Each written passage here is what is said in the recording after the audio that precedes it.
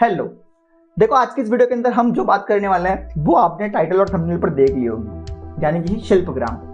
देखो, शिल्पग्राम जो है वो उदयपुर में बसा एक प्लेस है, या फिर कह लो एक गांव है। वैसे अगर किसी गांव को बसना होता है तो भाई वहां पर लोग आकर रह जाते हैं और वो ऑटोमेटिकली बस जाता है, लेकिन शिल्पग्राम जो है उसको एक पर्पस के लिए बनाया गया है।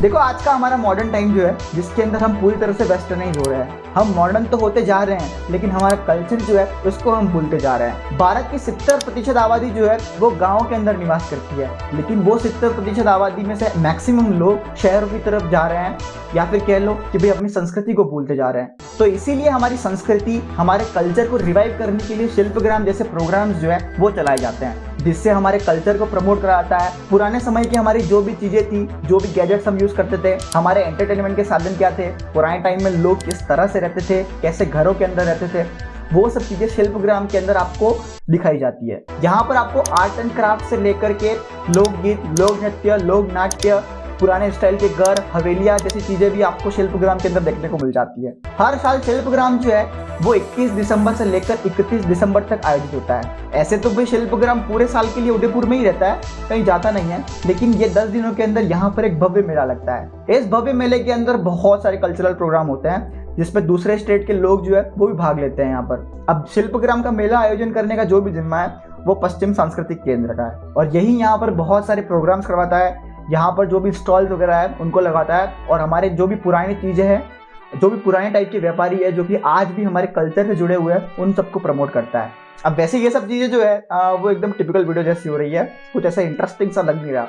एक काम करते हैं, डायरेक्ट शिल्पग्राम ही चलते हैं।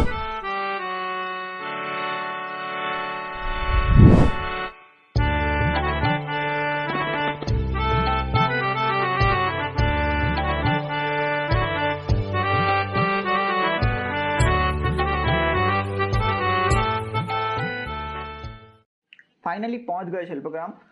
ये पार्किंग लगी हुई है, बहुत बड़ी पार्किंग है यहाँ पर, और इसी के साथ में आपको यहाँ पर बाजार जो है साइड में वो भी देखने को मिल जाता है। बाकी ये शिल्पग्राम का मेन गेट है, इसी के पास में यहाँ पर टिकट काउंटर भी बना हुआ है, यहाँ से हमको टिकट लेना पड़ता है, नहीं तो ये अंदर जाने नहीं देते। अब 55 रुपये पर पर्सन देने के बाद में भाई हम लोग अंदर चलते हैं, और जैसा एक्सपेक्ट किया था वही होता है। बहुत सारी भीड़ देखने को मिलती है हमको यहाँ पर। बाकी एंट्री पर ही हमको सबसे पहली परफॉर्मेंस भी देखने को मिल जाती है। इनके कपड़े और म्यूजिक को देखकर तो भाई ये भांगड़ा जैसा लग रहा है, लेकिन इनका डांस भाई मेरे को लग नहीं रहा कि ये भांगड़ा है। बाकी आप कमेंट में बताओ क्या है ये।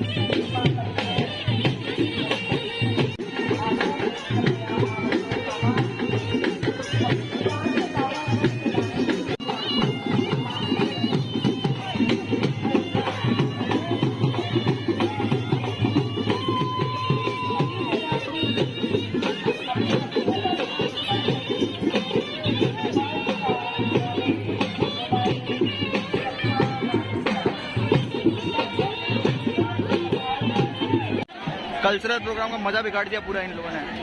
या अब मेले से अगर आपके दिमाग में वो टिपिकल सी इमेज बन रही है तो भाई शिल्पग्राम वैसा मेला बिल्कुल भी नहीं है। यहाँ पर जितने भी ऐसे बिल्डिंग्स वगैरह बनाई हुई है, जितना भी कंस्ट्रक्शन है, जितनी भी दुकानें वगैरह है, वो सब ऐसे मिट्टी और लकड़ी की बनी हुई है और पत्थरों का यूज़ करा गया है। थीम पार्क जो होते हैं उसी टाइप से आप इसको एक थीम मेला भी बोल सकते हो, जिसका थीम कल्चरल है। यहाँ पर बहुत सारी ऐसी दुकानें लगी हुई है जिनके अंदर आपको अच्छा अच्छा सामान देखने को मिलता है, जो कि नॉर्मली बाजार में आपको नहीं मिलेगा। बाकी थोड़ा आगे चलते ही हमको यहाँ पर ऐसे कुछ इंस्ट्रूमेंट देखने को मिले, हालांकि ये स्टैचूज हैं लेकिन फिर भी अच्छे बनाया गया है। सबसे पहले आपको ये पियानो देखने को मिलता है, इसके बाद में ये हारमोनियम देखने को मिलता है। बाकी ये क्या है मेरे को नहीं पता, कमेंट में बताना आप। बाकी इन्हीं इंस्ट्रूमेंट के साथ में आपको एक लाफिंग बुद्धा का स्टैचू भी देखने को मिल जाता है, जिसमें 2 लाफिंग बुद्धा खड़े हैं। ये बड़ा कैजुअल है। बाकी दुकानों को और फॉलो करते गए तो भाई हमको और म्यूजिक इंस्ट्रूमेंट देखने को मिले, लेकिन ये ऐसे थोड़े क्लासिक टाइप के हैं, जिसमें सबसे पहले हमको ये सरोद देखने को मिला। वीणा जैसा ही लग रहा है लेकिन ये इसको सरोद बोलते हैं। बाकी यहाँ पर आपको एक रण सिंह भी देखने को मिलता है, जो कि ऐसे भोंपू टाइप का है, यूनिक सा है बहुत। बाकी इसके पीछे आपको ये मंजीरा वगैरह भी देखने को मिल जाता है। अब ये वीडियो ना ऐसे वॉइस ओवर कर रहा हूँ क्योंकि भाई उस टाइम पे मैं डायरेक्ट रिकॉर्ड कर ही नहीं सकता था, बहुत ज़्यादा भीड़ थी, शर्म भी आ रही थी थोड़ी बहुत उनसे। अब मेरा खुद का वीडियो रिकॉर्ड करने के लिए भाई दोस्तों को सिखाना पड़ रहा है कि भाई कैसे काम करना है यार। बाकी यहाँ पर कुछ ऐसे यूनिक से स्टैचूज भी देखने को मिले, जिसमें सबसे पहले देख सकते हो आप भेड़ बकरी चराने वाले हैं।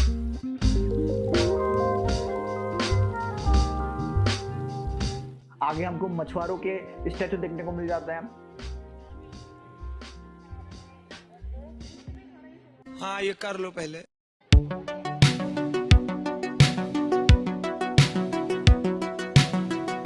बाकी आगे मार्केट पूरा और शुरू हो जाता है, जिसमें ऑल इंडिया के मतलब लोग आकर यहाँ पर सामान बेच रहे हैं। अलग अलग टाइप की चीजें हैं, जो जहाँ जहाँ की फेमस है वो वहाँ ला के यहाँ बेच रहा है। बाकी एक खिलौने वाले हमको देखने को मिले, जिससे मतलब पूरा बचपन याद आ गया, नॉस्टैल्जिया फील हो गया हमको पूरा। अब इन्हीं दुकानों के बीच चलते हुए हमको एक म्यूजियम दिखा, जिसके अंदर एग्जीबिशन लगा हुआ था। पेंटिंग की ना एक स्टाइल होती है मोरल आर्ट, उसी के अंदर यहाँ पर ये बहुत सारी पेंटिंग बनाई है, जिसका एग्जीबिशन लगा हुआ है।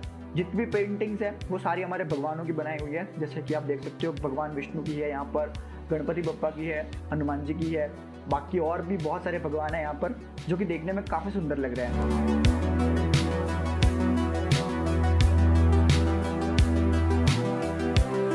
बाकी म्यूजियम के बाद में हमको पूरा ऐसे और मार्केट देखने को मिलता है, जहाँ पर खाने पीने की दुकान, साड़ी, कपड़े वगैरह की दुकानें लगी हुई है। अब इसी मार्केट के आगे हमको यहाँ पर 2 बिल्डिंग्स और दिखी, जिसमें सबसे पहला है ये कला निवास, जिसमें कुछ खास नहीं है, ऐसा खाली बिल्डिंग बनाकर रखी हुई है झोपड़ी टाइप की।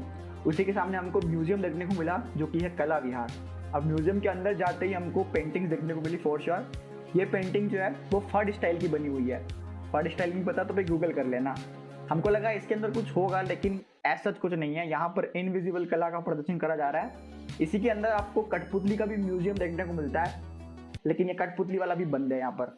अब इसके अंदर कुछ मिला नहीं, तो भाई 2-3 फोटो वोटो खींचे और हम निकल गए इसके बाहर।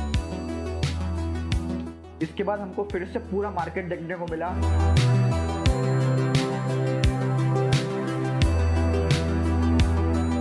और फिर हम थोड़ा और आगे चले और हमको एक डैम जो है वो भी देखने को मिला। यहाँ पर डैम भी जो है वो मिट्टी का बना हुआ है, देख सकते हो। हालांकि डैम में पानी नहीं है, वो अलग बात है। वैसे वो बंदा क्या कर रहा है वहाँ पर, खैर चलो, उसका पर्सनल काम होगा कोई। बाकी हम और आगे चलते गए और हमको और मार्केट दिखता गया। फिर मैंने सोचा कि भाई ये मार्केट ही क्यों दिख रहा है, यहाँ पर कैसे कुछ दूसरी यूनिक चीजें क्यों नहीं दिख रही। तो फिर थोड़ा चलने के बाद रियलाइज हुआ कि भाई हम दूसरे एंड पर आ गए इसके, यानी कि जो दूसरा गेट है इसका, वहां पर आ गए। एक टाइप से कहो तो भाई हमारा पोपट हो गया यहाँ पर। फिर पूरे मार्केट से हम वापस रिटर्न करें, फॉर श्योर हम थक गए यार, दुखने लग गए पैर हमारे। अब वापस रिटर्न करने के बाद में हम शिल्पग्राम के सबसे टॉप एरिया जो है वहाँ पर गए, जहाँ पर हमको एक जाइंट व्हील देखने को मिला। सूर्य मंदिर के अंदर जैसा बना होता है बड़ा सा व्हील, या फिर इसको रथ का पहिया भी बोल सकते हो आप। अब देखने में तो भाई ये काफ़ी सुंदर लग रहा था, लेकिन यहाँ पर बहुत ज़्यादा भीड़ थी। हम थक गए थे तो भाई थोड़ी देर बैठ गए यहाँ पर।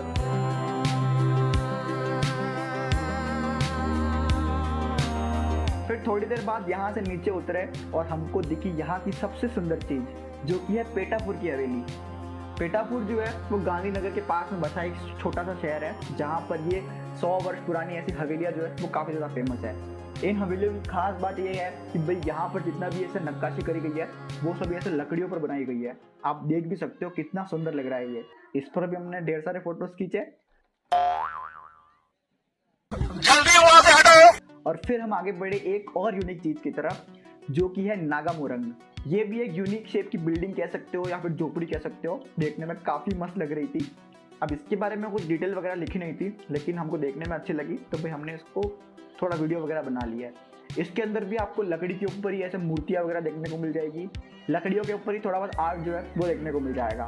नागामोरंग के पास में ही हमको परफॉर्मेंस ऑफ द डे भी देखने को मिल गई, जो कि इस भैया की है।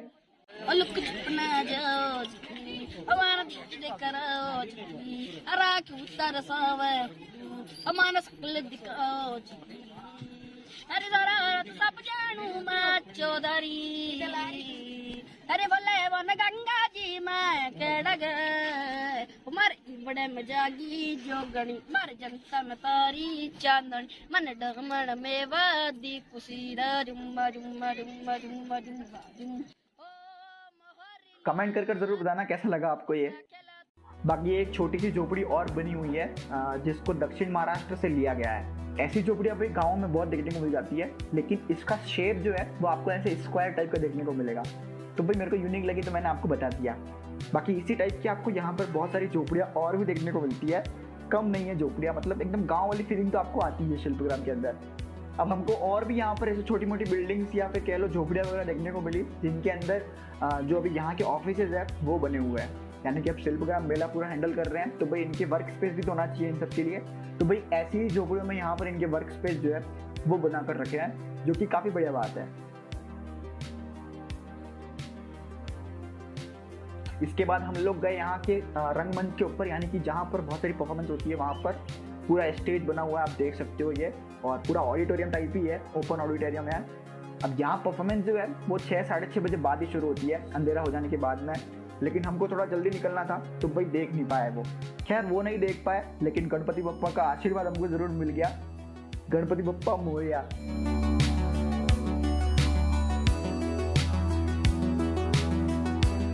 फिर एक और म्यूजियम हमको देखने को मिला जो कि काफ़ी यूनिक था।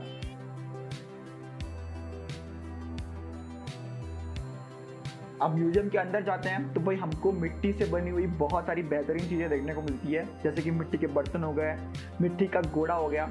वैसे ये घोड़ा जो है इसके अंदर कुछ सामान वगैरह भी रख सकते हैं।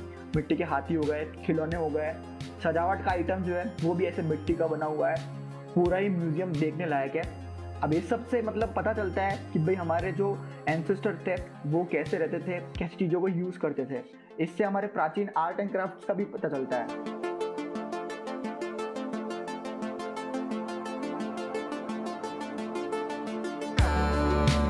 बाकी बाहर आने के बाद में हमको एक और मतलब फ़ोटो के लिए ऐसे वॉल देखने को मिली जिसके ऊपर पेंटिंग बनी हुई है। इसी के पास में यहाँ पर परफॉर्मर्स भी बैठे हुए थे, लेकिन अभी ये आराम कर रहे थे, तो भाई हमने इनको बोला नहीं कि भाई बजा कर दिखाओ ऐसा कुछ। फिर यहाँ पर हमको कैमल राइडिंग भी देखने को मिली। अगर आप करना चाहो तो भी कर सकते हो यहाँ पर आकर। अब मैं आपको दिखाता हूँ एक और यूनिक चीज़ जो कि है इंद्र विमान। ये एक बेसिकली बड़ा सा रथ है और इस रथ को खींचने के लिए 2 हाथियों की ज़रूरत पड़ती है। ये रथ जो है वो करीबन 100 साल पुराना है और ये झालावाड़ जिले से लाया गया है। पहले इसको झालावाड़ की जो रॉयल फैमिली थी वो तीज त्योहारों पर यूज़ करती थी। फिर आज़ादी के बाद में ये वाली चीज़ जो है वो एक सांस्कृतिक धरोहर के रूप पर हमारे सामने खड़ी हुई है। बाकी और भी छोटी मोटी चीज़ें और हमको देखने को मिली। वैसे यहाँ परफॉर्मेंस तो बहुत ज़्यादा होती है, लेकिन हम जिस दिन गए वहाँ पर उस टाइम पर परफॉर्मेंस इतनी कुछ खास हो नहीं रही थी। फिर एंड में जाते जाते हमको एक देवरा देखने को मिला। आदिवासियों में जो भगवान के मंदिर होते हैं उनको देवरा बोला जाता है, तो उसी टाइप की हमको एक झोपड़ी देखने को मिली और इसके अंदर डांस वगैरह भी हो रहा था। आदिवासियों की ऐसी संस्कृति है जिसमें मतलब अपने भगवान को खुश करने के लिए ये सब चीज़ें करी जाती है, तो भाई वो हमको देखने को मिली।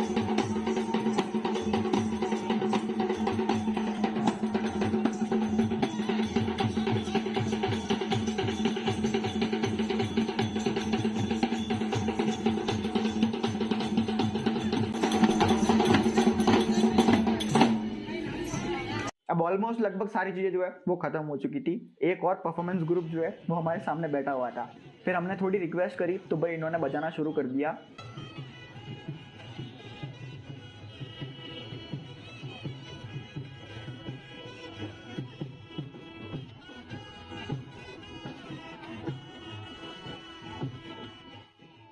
तो बस यही था एंड। लगभग पूरा हमने घूम लिया। वापस जहाँ से शुरू करा था वहीं पर वापस आ गए और यहाँ पर फिर से उनकी परफॉर्मेंस जो है वो हो रही थी। अब ये भांगड़ा कर रहे हैं, क्या कर रहे हैं मेरे को कुछ पता नहीं है। आप ही मेरे को कमेंट बताना कि भाई इसका ओरिजिनल नाम क्या है। कपड़े वगैरह से तो भांगड़ा ही लग रहा है ये, या फिर कह लो पंजाबी डांस ही लग रहा है मेरे को ये। 2-3 घंटे घूमे, इसके बाद में हम वापस बाहर निकल गए। और बोनस के लिए भाई मैं आपको दिखा देता हूँ एक और, जो कि मतलब शिल्पग्राम से बाहर के साइड में हो रहा था, जो एक्स्ट्रा मार्केट लगा हुआ है उसके अंदर।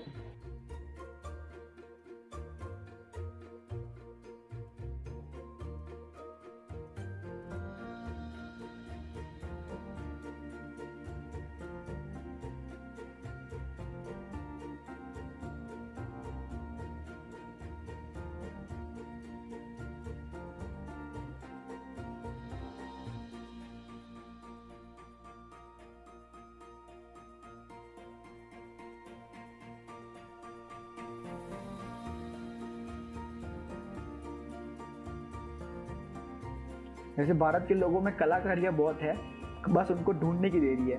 तो बस that's all for today guys. ये था आज के इस वीडियो के लिए शिल्पग्राम का टूर, जैसा मैं देना चाहता था। अब मैंने सोचा तो कुछ और था, ये वीडियो किसी और टाइम में बनाऊंगा, लेकिन बन कुछ और गया है। आई होप कि आपको पसंद आया होगा। अब पसंद आया तो भी प्लीज़ लाइक कर देना, चैनल की इंगेजमेंट बढ़ानी हो तो भाई कमेंट सेक्शन के अंदर जाकर कमेंट भी कर सकते हो। आपकी फेवरेट चीज़ जो है वो भी मेरे को बता सकते हो शिल्पग्राम से। जय हिंद, जय भारत, धन्यवाद। ये टोपे वाला अय्या मैं साउथ इंडियन है तुम्हारा भाई लगता है जी। वेलकम थोड़ा मुस्कुराने के जी। अय्या रामा ये कौन कौन गुलाब जामुन जैसे गाल कितने अच्छा लगते। वेलकम मुस्कुराने का अय्या रामा इसे को सब्सक्राइब कर दे। ये बड़ा मासूम चोर है यार रामा। ये बड़ा बोला चौकरा लगता है जी। इसका सब्सक्राइब कर दे जी। अय्या रामा ओके मुस्कुराइए मेरे यूट्यूब वाले आका और गुनगुनाइए मेरे यूट्यूब वाले आका। पूरे से मत जाइए मेरे यूट्यूब वाले आका। चैन तुमसे है, करार तुमसे है और मेरी जिंदगी में बाहर तुमसे है। यूँ तो लाखों हंसी है इस महफिल में, मगर क्या करें इस दिल को प्यार तुमसे है मेरे यूट्यूब वाले आका।